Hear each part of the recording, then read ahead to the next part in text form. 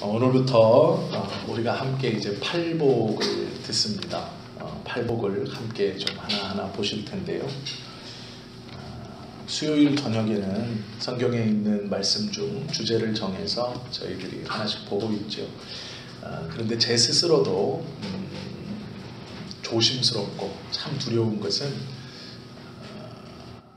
이것을 온전히 다 묵상하고 깨닫지 못하고 또 우리 예수님께서 제자들에게 가르쳐 주신 것을 다 알지 못한 채 어설프게 전하지는 않을까 하는 두려움이 사실 있습니다. 그리고 물론 부족함은 있을 것인데 그러나 그 부족함을 가장하여서 하나님의 말씀을 왜곡하지는 않을까 하는 두려움도 있습니다. 그래서 우리 성도님들이 매번 기도해 주시는 것을 알지만 특별히 예배를 앞두고 또 말씀을 함께 나누기 전에는 우리 성도님들이 특별히 기도해 주셔야 됩니다. 그래야 하나님께서 더 큰 은혜를 주실 것이라 확신하고 저도 바르게 전할 수 있을 것이라 믿고 있습니다. 팔복을 이제 우리가 함께 보실 건데요. 몇 년이 지나면 우리 하나님께서 더 큰 은혜 주셔서 다시 보게 하시기도 하시겠죠. 오늘부터 이 시작되는 팔복의 말씀은 복에 관한 말씀입니다. 우리가 그토록 좋아하는 복이죠. 그 첫 번째 시간입니다. 심령이 가난한 자는 복이 있나니 천국이 저희 것입니다 라는 이 말씀이죠. 지금 예수님께서 이 말씀을 전하시는 곳이 어디시냐면요, 갈릴리 호수 근처에 있는 이름 없는 야트막한 언덕이라도 불러도 좋을 만한 산입니다. 아마 평지가 완만하게 펼쳐진 그런 언덕이었을 것입니다. 아직 이곳이 어딘지 도대체 어떤 산에서 말씀을 전하셨는지는 모릅니다. 그냥 이름 없는 언덕, 그 언덕에서 많은 무리들이 예수님께 나아오는 것을 보시고 예수님이 그냥 지나가시다가 앉으신 거예요.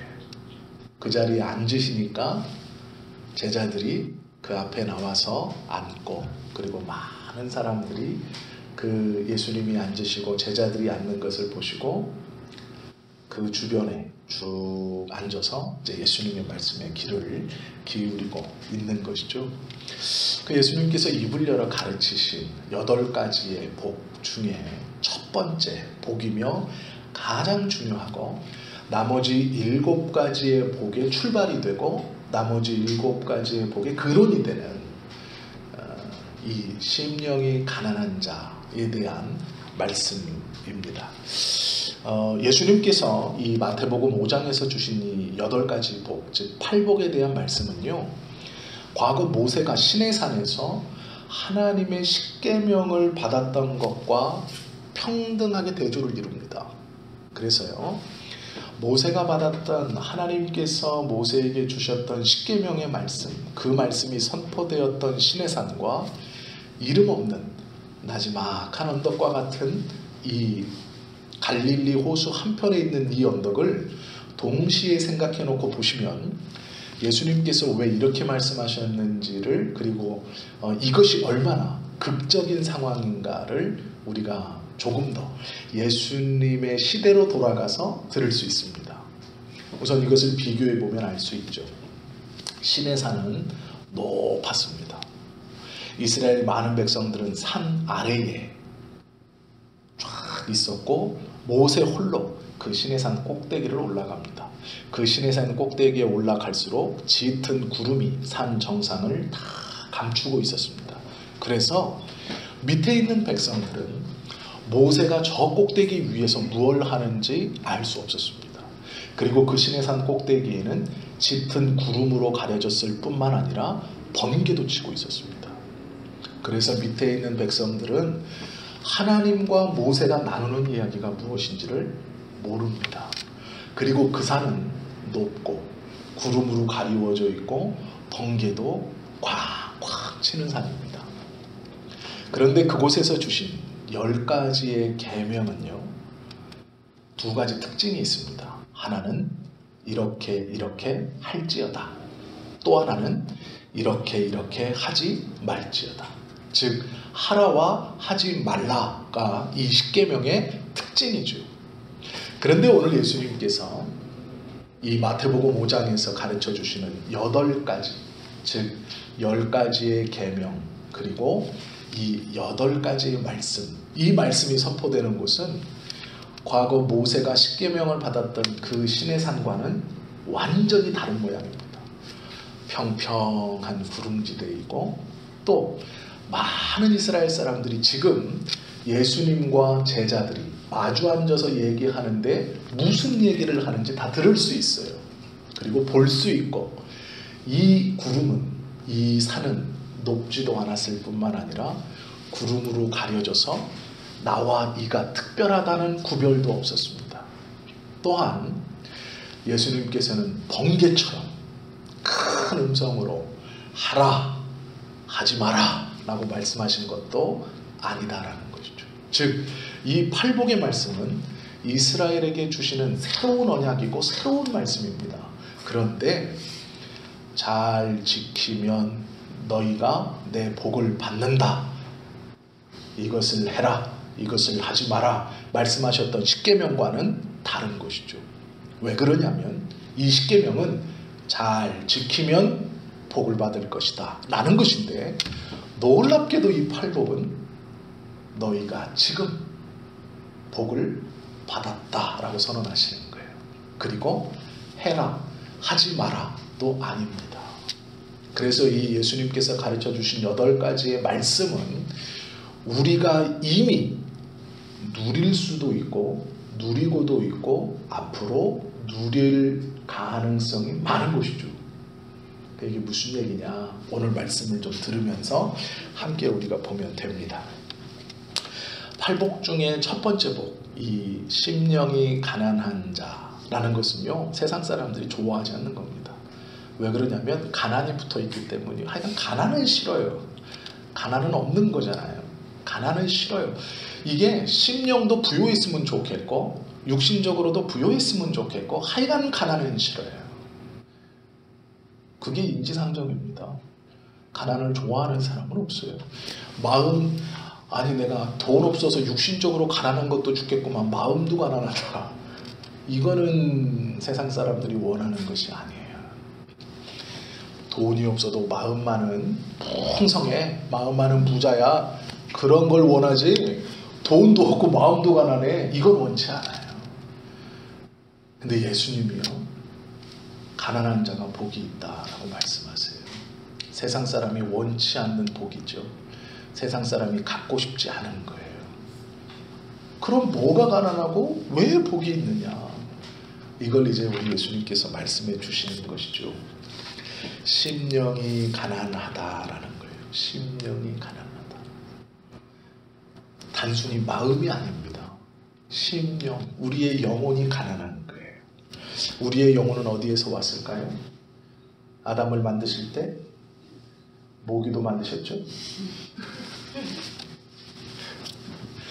아담을 만드시고 그 코에 생기를 불어넣어 주셔서 생명이 된지라 라고 말씀하세요. 우리의 영혼은 하나님께 왔습니다. 그래서 우리의 마음에 조금은 찌그러지고 망가졌지만 하나님의 속성이 있어요. 그것이 뭐냐면 사랑하는 것, 섬기는 것, 이해하는 것, 온유한 것, 참을 수 있는 것, 상대방을 이해할 수 있는 것, 조금 손해보아도 그래 라고 감수할 수 있는 것, 이것이 찌그러졌지만 우리에게 남아있는 하나님의 형상이죠. 그런데 이 마음이 가난하다는 거예요. 이 심령이, 영혼의 상태가 가난하다는 거예요. 그 사람이 복이 있대요. 그런데 우리가 꼭 알아야 될 것이 있습니다. 우리는 알아요. 심령이 가난한 상태는 하나님 앞에 겸손하고 주님의 은혜만을 온전히 구하는 상태라는 것을 우리는 알죠. 그런데 한 가지 또 하셔야 되는 게 있어요. 이 심령이 가난한 상태, 즉 하나님의 은혜를 구하는 상태는요, 세상의 성공을 약속해 주지 않아요. 우리의 건강을 약속해 주지 않습니다. 심령의 가난은 세상에서의 성공과 부를 이루는데 디딤돌이 되거나 밑바탕이 되지 않는다는 거예요.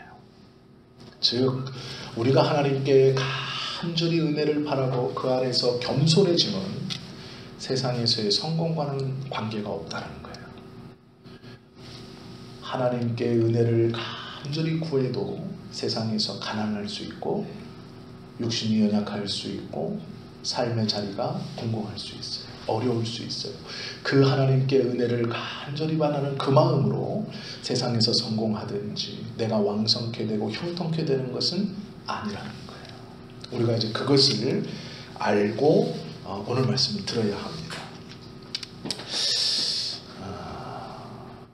심령이 가난할 수 있는 사람의 특징은요, 이 땅에서의 삶보다 하나님의 나라의 삶을 더 사모할 수 있는 사람이 심령이 가난해질 수 있는 거예요.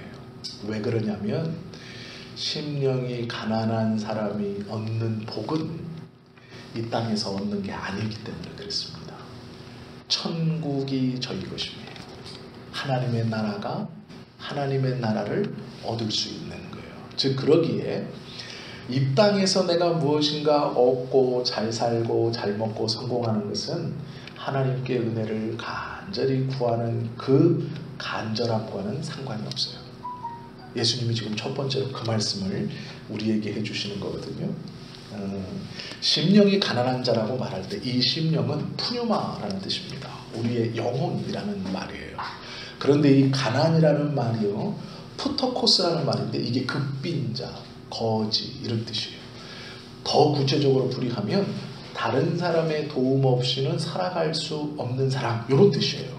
즉 가난한 사람은 세상적인 말로 가난하고 똑같습니다. 경제적인 도움이 없이는 살아갈 수 없는 극빈자를 뜻하는 말이 요 가난한 자예요. 그런데 요 앞에 뭐가 붙었냐면 푸뉴마가 붙어요. 영혼이 가난한 사람, 스프릿이 가난하대요. 영이 가난하대요. 즉 육신적인 것이 가난한 것이 아니고 영적인 것이 가난한 거예요. 누가 도와주지 않으면 살아갈 수 없는 자, 그러면 누가 도와주셔야 되나요? 우리의 심령, 하나님이 도와주셔야 되죠. 그러니까 하나님의 은혜를 간절히 구하는 자가 심령이 가난한 자예요. 가난한 자라는 말은요, 세 가지 뜻이 있습니다. 우리가 다 아시는 것처럼 물질적으로 가난한 사람, 그리고 두 번째는요, 사회적 도움이 필요한 사람, 세 번째는 영적인 빈곤에 있는 사람. 성경에서 말씀하시는 것은 이 세 번째 가난함이에요. 영적인 빈곤함이죠. 한번 우리가요, 그런데 이 말씀을 생각하면서 쉽게 넘기면 안 되는 게 있습니다. 그게 뭐냐면, 제가 이 성경을 묵상하면서 심령이 가난하다는 것이 어떠한 정확한 의미일까? 그런데 성경 구약에서부터 신약까지 쭉 보면 하나님은 가난한 자에 대한 관심이 참 많이 있었습니다. 거기서의 가난한 자는 돈이 없는 자예요. 쉬운 말로 극빈자, 말 그대로 돈이 없는 사람에 대한, 우리가 그냥 흔히 쓰는 가난, 그 가난한 자에 대한 관심이 하나님은 많았어요. 예수님 또한 그 가난한 자들에 대한 관심이 많이 있으셨어요. 그러면 여기서 심령이 가난하다고 말할 때의 가난이라는 말이 과연 그냥 영혼이 가난하다는 말일까? 혹여 돈이 없는 극빈자를 가르치는 것은 아닐까라는 생각도 해봤습니다. 그래서 성경을 좀 찾아봤어요. 그랬더니 누가복음 6장 2절에도 이 말씀이 나오거든요. 누가복음 6장 20절에는 뭐라고 되어 있냐면 심령이라는 말씀이 없어요. 그냥 가난한 자는 복이 있나니 이렇게 되어 있어요. 심령이라는 말씀이 없고 가난한 자는 복이 있나니라고 되어 있어요. 그래서 그러면 하나님께서 육체적으로, 즉 돈이 없어 가난한 자를 그렇게 관심을 갖고 계시니까 쭉 보면 예수님도 그들에 대한 관심이 많으셨고, 그렇다면 과연 여기서 말하는 가난이 심령의 가난뿐일까? 그리고 누가복음에 보니까 심령이라는 단어가 없고 가난한 자는 복이 있나니라고 되어 있어요. 그럼 이걸 어떻게 받아들여야 될까? 육신적으로 가난한 자들을 하나님이 돌아보시고 하나님이 그들을 지켜주시고 하나님이 그들과 함께 하시는가? 믿음과 상관없이. 이게 문제죠. 여기서의 가난이 극빈자를 지칭한다면 마태복음에서는 마음이 가난한 자라고 명확하게 말씀해 주시지만 동일한 하나님의 말씀인 누가복음에서는 심령이라는 말이 없어지고 가난한 자는 복이 있다라고 말씀하세요. 이것 또한 예수님의 가르침이거든요. 그렇게 한참 고민했습니다. 그러면 과연 가난하면 구원받을 수 있는가? 단순히 가난하다고 해서 천국이 그들에게 허락되어져 있는가? 그건 뭔가 이상하잖아요. 앞뒤가 안 맞잖아요. 그래서 이제 누가복음 말씀을 팠어요. 이게 이제 저희들 용어로 팠다고 그러는데 그건 이제 깊이 본 거죠. 이것저것 찾아서. 그랬는데 이렇게 설명이 됩니다. 나중에 혹시 성경 보시다가 이제 의심이 되실까봐 이거 이상하네 그러실까봐 미리 설명을 드리는 거예요. 누가복음에서 예수님께서 심령이라는 말을 빼시고 성경에 기록되기를 가난한 자는 복이 있나니라고 말씀하시는 건요. 이런 의도예요. 물질이 많음과 물질이 적음은 하나님의 나라에 대한 어떠한 영향력도 미치지 못한다라는 거예요. 즉 네가 육신적으로 잘 사느냐 그렇다고 믿음이 없는 것도 아니다. 네가 가난하느냐 그렇다고 믿음이 좋은 것도 아니다라는 거예요. 그것은 아무 상관없다는 거예요. 그런데 우리는 어떻게 생각하느냐? 물질을 많이 가지고 있는 사람은 믿음이 뭔가 이상할 거야. 이게 누구 입장에서 생각한 거예요?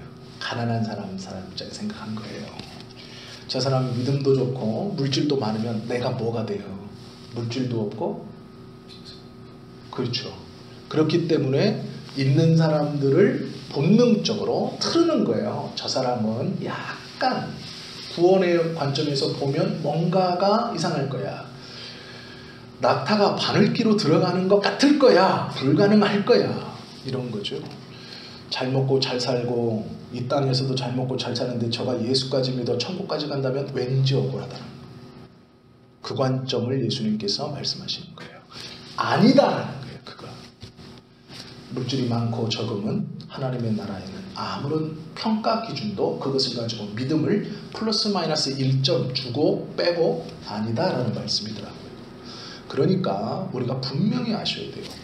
가난한 자는 복이 있나니라 해서의 그 가난도 이 물질적으로 가난한 사람이 하나님의 복과 긍휼을 얻는다라는 것은 잘못된 거예요. 그것은 아무런 의미가 아닙니다. 그런데 제가 이것을 왜 말씀을 드리느냐? 가톨릭에서는 이것을 물질적으로 가난함으로 가르칩니다. 가톨릭에서는. 그래서 지금 이 말씀을 드리는 거예요. 즉 물질적, 육신적으로 지금 극빈자들을 하나님께서 특별히 사랑하시고 특별히 돌보시고 특별히 그들을 대우하신다라고 가르쳐요. 그래서 신부님들에게 공적 재산을 허락할까요? 안 할까요? 안 해요. 그리고 그 재산을 누가 가지고 있어요? 다 교회가 들고 있어요. 이해가 되시죠?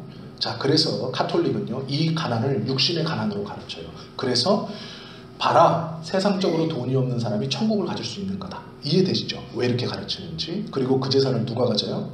교회가 갖는 거예요. 교회가. 제가 이 누가복음 말씀을 가만히 보면서요, 가톨릭에서는 이것을 육신적 가난으로 가르치더라고요.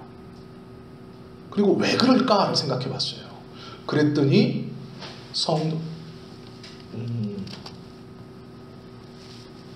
가톨릭의 교인들은요, 대부분 죽기 전에 죽음이 임박했을 때 자기들의 재산 거의 대부분을 교회에 다 기증하고 죽습니다. 왜 그럴까요? 이게 연옥교리 때문에 그래요. 많이 드려야 내 죄가 연옥에서 빨리빨리 세가지고 천국 가요. 그래서 교회에 재산을 드려요. 이거는 아시죠? 근데 교회는요, 안 그래요. 죽으면서 교회 앞에 재산 드리는 사람 봤어요? 거의 없습니다. 그런데요, 원래대로라면, 원래 성경의 가르침대로라면요, 이렇게 하는 게 맞아요. 자녀가 5명이에요. 그러면 우리는 어떻게 합니까? 재산을 몇 등분해요? 5등분하면 안 되죠. 부인이 있는데 6등분 해야죠. 이게 남편으로 봤을 때는 부인은 뭐 뭐 그냥 손가락만 빨아요? 아니요. 6등분 해야죠. 내가 죽으면. 그런데 원래 성경적인 것은 몇 등분 해야 되느냐? 7등분 하는 거예요. 나머지 일은 누구예요? 하나님 앞에 드리는 거예요. 이게 원래 유산의 바른 처리입니다. 자녀가 셋이면요. 몇 등분 해야 돼요? 5등분 해야 돼요. 부인이 있잖아요. 부인도 똑같이 생각하는 거예요. 그래서 자녀가 셋이면 자녀에게 1을 주고 부인에게 1을 주고 하나님께 1을 드리는 거예요. 이해되시죠? 둘이면 4등분 하는 거예요. 부인에게 1을 주고 하나님께 1을 주는 거예요. 하나면 3등분 하는 거죠. 부인에게 1을 주고 자녀. 그러니까 이게 왜 그러냐면 종교개혁이 일어날 때만 해도 여성들은 이제 좀 많이 소외됐었어요. 그래서 그냥 남자들 위주로 이게 이렇게 설명이 돼서 그렇습니다. 아내가 돈이 많으면 뭐 남편 주고 이렇게 하면 되죠. 남편이 일 주고 뭐 아내가 돈이 많다면 자녀들. 그러니까 중요한 건 뭐냐면 원래는 개혁교회에서도 유산을 나눌 때 하나님을 일로 생각했어요. 내 가족이고 내 아버지라면서요. 아버지 것을 남기는 거예요. 원래 이것인데 저희는 그 전통이 없어졌죠. 왜 없어졌냐면 11조를 강조하기 위해서였어요. 네가 살아생전 소득의 10분의 1을 하나님께 계속 드리지 않았냐. 그러니까 죽을 때 안 드려도 된다. 이렇게 가르쳤어요. 근데 그건 잘못입니다. 살아생전 소득의 10분의 1은 살아있을 때 소득이에요. 이해되시죠? 내가 하루하루 먹고 사는 것에 소득의 10분의 1을 드리는 이유는 내 모든 것이 하나님의 것입니다라는 고백이에요. 죽을 때 유산을 쭉 해서 하나님의 것을 하나로 생각하는 건 내가 그분이 나의 아버지이기 때문에 자식된 도리로 아버지에게 똑같이 합니다라고 일을 뗀 거예요. 근데 우리는 그러지 않죠. 그게 잘못됐다는 거예요. 카톨릭처럼 다 드리는 것도 성경적이지 않아요. 그런데 안 드리는 것도 문제가 있어요. 적어도 이 수요예배 오셔서 오늘 말씀을 드렸으니까 적어도 유산을 남길 때는 하나님의 것도 일 떼세요. 네, 그게 맞아요. 그리고 웬만하면 제가 담임을 하고 있을 때 드리세요.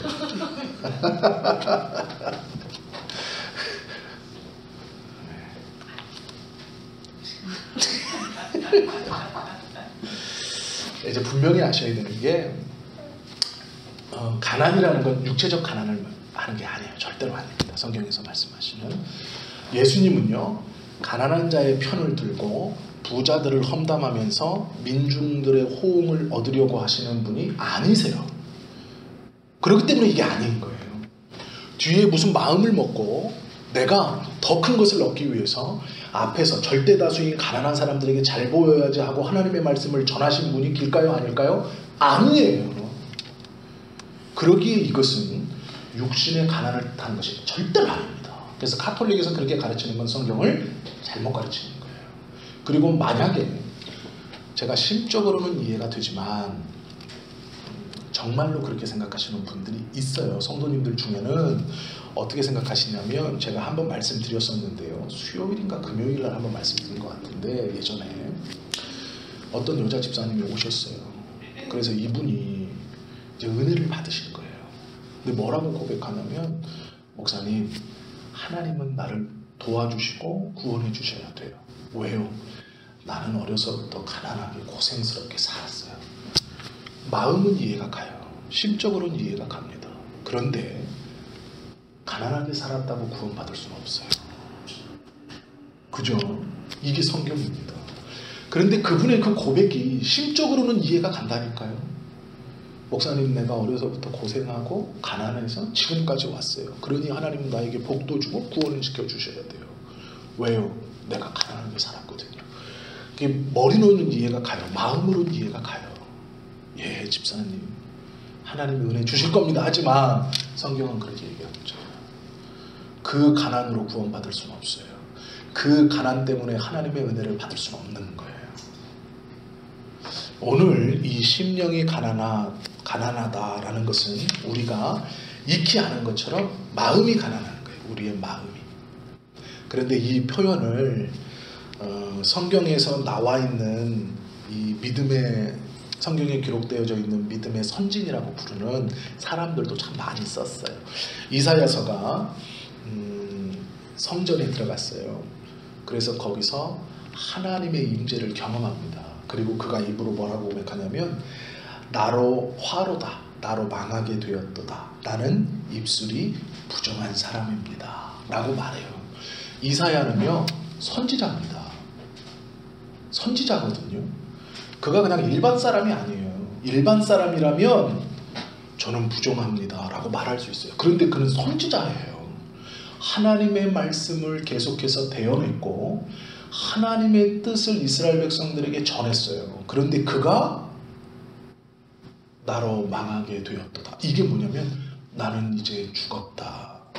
입술이 부정함을 가지고 하나님 앞에 하나님이 영광을 나에게 비춰줬기 때문에 내가 죽었다. 이게 뭐냐면 겸손이에요. 이사야는 선지자입니다. 그 당시에 가장 유명했고 수많은 기적과 이적을 행했고 누가 보아도 하나님이 붙들어 쓰는 사람이에요. 그런데 그가 성전에 나아가서 하나님의 영광을 봤을 때 하나님이라고 마주한 게 아니에요. 나로 망하게 되었도다. 나는 입술이 부정하다라고 말해요. 그러니까 천사가 얼른 가서 제단에서 숯불하는 입을 확 찢어버리잖아요. 너는 정하다 말해줘요. 이게 겸손입니다. 하나님 앞에서 가난은 이거예요. 하나님이 나를 붙들어 쓰셨고 나와 동행하셨고 나에게 복을 주시고 내 기도를 들어주셨다는 것을 나도 알아요. 부인하지 않아요. 내가 30년, 40년, 50년 하나님을 믿었고 열심히 그 하나님의 말씀에 순종했어요. 그런데 하나님의 영광과 은혜를 마주칠 때마다 그 앞에서 고개를 들지 않고 하나님 저는 부족합니다. 나는 부정합니다. 하나님의 은혜와 영광을 감당할 수 없는 자입니다.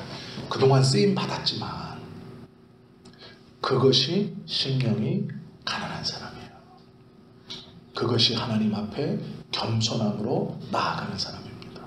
이사야가 그랬어요. 또한 바울도 처음에요. 자기가 바리새인이었고 율법주의자였을 때 얼마나 기세등등했냐면 예수 믿는 사람을 잡아 죽이는 것에 희열을 느꼈던 사람이에요. 빌립 집사가 스데반 집사가 돌 맞아 죽을 때 바울이 옆에 있었어요. 그러면서 돌 던지는 사람의 옷에 흙이 묻지 않도록 바울이 들고 서 있어서 그것을 막 더 던져라 했던 사람이에요.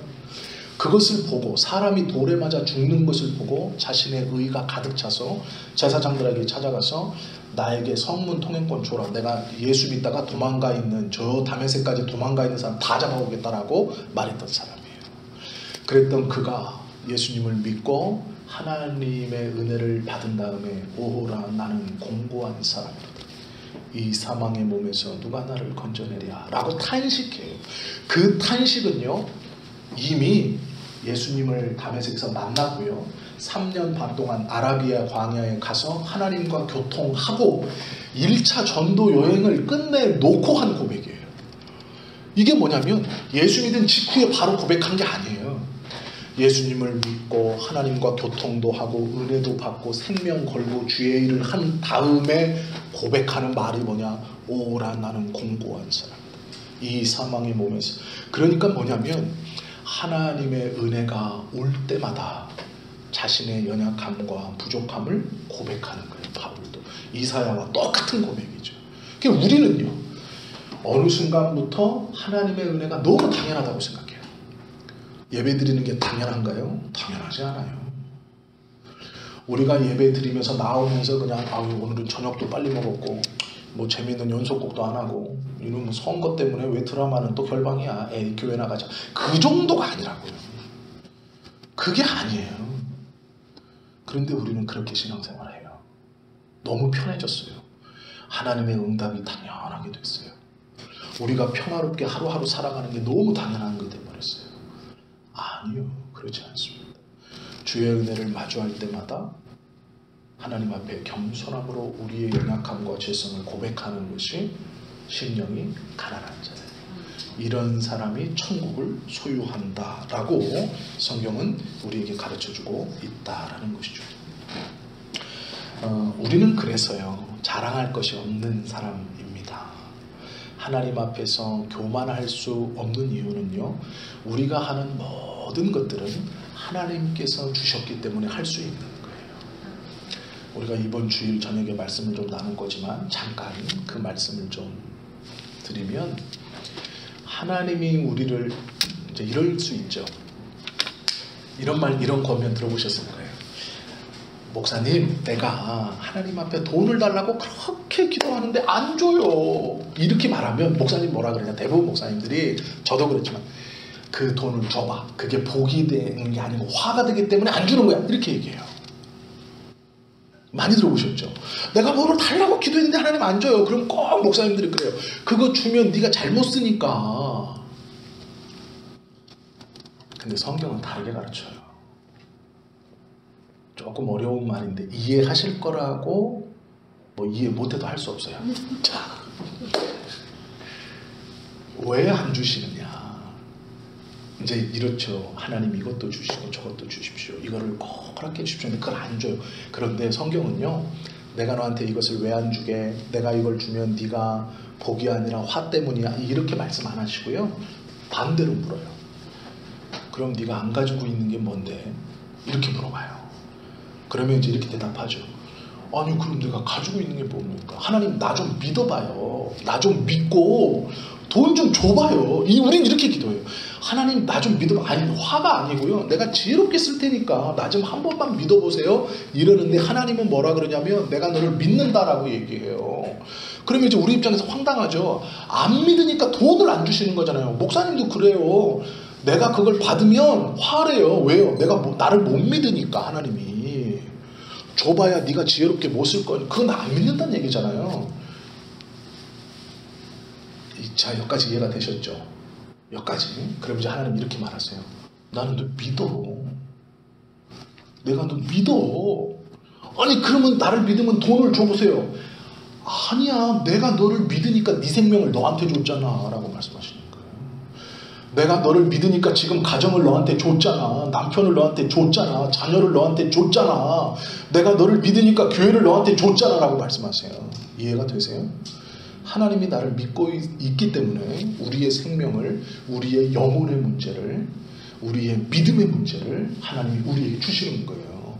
믿으니까 준 거예요. 우리가 일하는 일터와 우리가 살아가는 환경과 우리가 소속되어 있는 가정과 교회와 나의 생명까지도 나를 믿으니까 주셨다고 말해요. 그러면서 뭐라고 하시냐면 내가 너를 믿으니까 그걸 주었다라고 얘기해요. 우리는 돈 달라고 나 돈 한번 주고 믿어보라고 얘기하지만 하나님은요 내가 믿으니까 벌써 줬다라고 가르쳐 주세요. 그리고 나서 뭐라 그러냐? 그런데 너는 감사할 줄 모르더라 라고 물어요. 그럼 할 말이 없는 거예요. 성경에서요 우리에게 복을 준다라는 의미는 우리가 생각하는 것처럼 단순하지 않아요. 않습니다 절대로. 자, 오늘 이제 말씀이 돌아왔어요. 세상은요 예수님께서 가르쳐 주신 영적 가르침을 알려고도 하지 않고 좋아하지 않습니다. 가난을 좋아하지 않기 때문에 그래요. 그러나 우리는 하나님 앞에서 항상 고백해야 됩니다. 왜 그러냐면 어떤 것을 고백해야 하느냐? 하나님의 도움 없이는 우리가 아무것도 할 수 없습니다. 하나님의 은혜 아니고서는 우리는 어떠한 존재도 아닙니다 라고 그 은혜가 임할 때마다 우리가 항상 겸손함으로 고백해야 된다라는 것이죠. 복이 있나니라는 말은요 마카리오스라는 말이에요. 그런데 이 마카리오스가 복수입니다. 이게 무슨 얘기냐면 복이 한 번 오는 게 아니라 쭉 오는 거예요. 근데 올 때마다 고백하라는 거예요. 어떤 고백? 심령이 가난한 고백. 즉 하나님의 복이 올 때마다 하나님 저는 부족합니다. 복이 올 때마다 하나님 저는 스스로는 감당할 수 없습니다. 주님의 은혜가 필요합니다라고 이게 복수거든요. 올 때마다 고백하라는 거예요. 매일 새롭게. 그래서 이 은혜를 충분히 받고 하나님의 뜻을 깨달은 사람들의 한결같은 고백은 내가 매일 죽고 산다라고 말하는 거예요. 매일 죽고 산다라는 거예요. 왜요? 하나님의 은혜가 올 때마다 자신의 연약함과 부족함을 계속 새롭게 고백하는 거예요. 이게 복들에 대한 표현입니다. 즉 심령이 가난한 것은 한 번 고백하는 게 아니라 주님의 복이 올 때마다 그 심령의 가난함을 고백하는 그에게 천국을 주신 거예요. 근데 이것도 놀라워요. 천국을 주신 것도 앞으로 네가 천국을 받을 것이다가 아닙니다. 천국이 너희 것이다 라고 하는 거예요. 지금 줬다는 거예요. 이미 우리는 천국을 받았다는 거예요. 이건 현재형입니다. 미래의 네가 심령이 가난하게 복이 올 때마다 고백하면 너가 죽으면 내가 주겠다 이런 말씀 아니에요. 미래에 오겠다는 거 아니에요. 지금 네 거다라고 얘기하는 거예요. 천국이 너희 것이다 라고 말씀합니다. 이것이 은혜입니다. 예수 믿는 사람들이 하나님이 나를 믿고 있다라는 가장 큰 것이 뭔가요? 천국을 우리에게 이미 준 거예요. 왜요? 믿으니까 주시는 거예요. 천국은 누가 갈 수 있는 건데요? 예수님을 믿고 이 신앙을 끝까지 부인하지 않고 이 신앙에 넘어지지 않고 이 신앙을 포기하지 않을 그만 가는 거예요. 그런데 우리를 믿으시기 때문에 너는 포기하지 않고 물러나지 않고 부인하지 않을 것을 아시고 우리를 믿고 계시기 때문에 주었다라고 주어버리신 거예요. 우리는요 계속 의심하죠. 기도가 좀 더디하면 이거 하나님의 은혜를 거기다가 조금 더 더디하면 주님이 계신 거요 안 계신 거요 있는 것도 같고 때로는 없는 것도 같고 기도를 들어주실 때는 막 할렐루야 기도를 안 들어주시면 놀렐루야 막 이렇게 누가복음도 믿지만 내가복음도 믿고 있고 막 이래가면서 뭐 아멘인지 사멘인지 뭐 이제 막 이렇게 롤러코스터를 타죠. 그것은 믿음이 아닙니다. 하나님께서 우리에게 천국을 이미 주셨다라고 선언하시면 우리를 믿고 계시다는 거예요. 저와 여러분을. 아니 세상에서요 은행 제가 신대원 다닐 때 은행을 가본 적이 있어요. 등록금을 좀 빌리려고요. 신용대출이 1000만 원까지 누구나 가능하대요. 대문짝만하게 써 있습니다. 은행 앞에. 그때는 써 있었어요. 그래서 저는 갔죠. 신용대출 1000만 원. 무슨 놈의 서류가 그렇게 많이 필요해요. 세상에 신용대출이라면서요. 그리고 더군다나 전도사는 직업이 아니기 때문에 안 된다는 거예요. 세상에 1000만 원도 세상에선 저 믿고 안 빌려줘요. 근데 이게 목사가 되면 저는 달라질 줄 알았어요. 제가 이번에 1월에 국민은행 갔잖아요. 그래도 내가 15년 동안 그 은행만 거래했어요. 전세자금 대출 받으려고 그러는데요. 뭔 놈의 서류가 그렇게 많아요. 직장이 어디세요? 네, 교회인데요. 목사는 직업이 아니라 안 됩니다. 옛날에 전도사는 직업이 아니래요. 근데 목사도 직업이 아니래요. 세상은요. 저 믿고 1000만 원도 안 빌려줘요. 안 빌려준다는 얘기는 안 맡겨줘요. 1000만 원만 안 빌려주나요? 100만 원도 안 줄 거예요. 근데 천국을 주셨대요. 이게 놀랍지 않으면요 우리가 이상한 거예요. 이게 놀랍지 않고 이게 감사하지 않으면 이게 이상한 신앙입니다.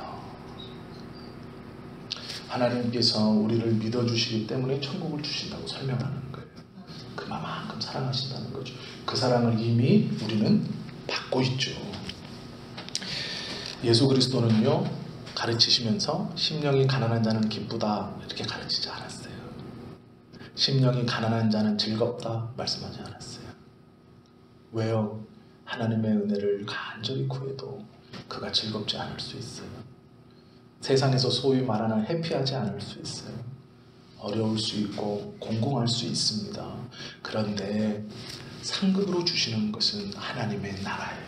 너무나 놀랍고 너무나 귀하고 우리가 이것을 소유하면 세상의 어떤 것과도 비교할 수 없을 것 같은 그 나라를 이미 주셨다는 거예요.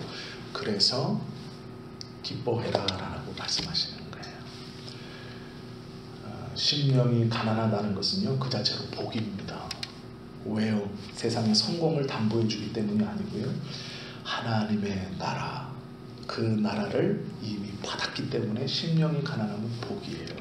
하나님 앞에 겸손함은요 무엇을 얻으려고 하는 것이 아니라 이미 그 하나님 앞에서 은혜를 구함의 겸손은 하나님의 나라를 받은 거기 때문에 복이에요. 저와 여러분은 그 복을 이미 받고 있는 것이죠. 이 첫 번째의 복, 심령이 가난하다라는 이 복을 통해서 나머지 것들이 하나하나 현상적으로 따라오는 겁니다. 그래서 팔복의 말씀 중 첫 번째인 이 심령의 가난함은 우리가 무엇이 가난한 것인가, 어떠한 것이 복인가, 그 복을 받을 때마다 어떻게 반응해야 하는가, 그리고 그 반응의 결과로 우리를 믿고 맡겨주신 그 천국이 이미 우리 안에 왔다는 것을 믿어야 한다는 거예요.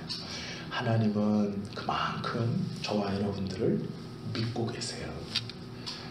세상은요 100만 원도 안 주더라고요. 하나님은 그걸 줘요. 얼마나 좋으신 분이세요.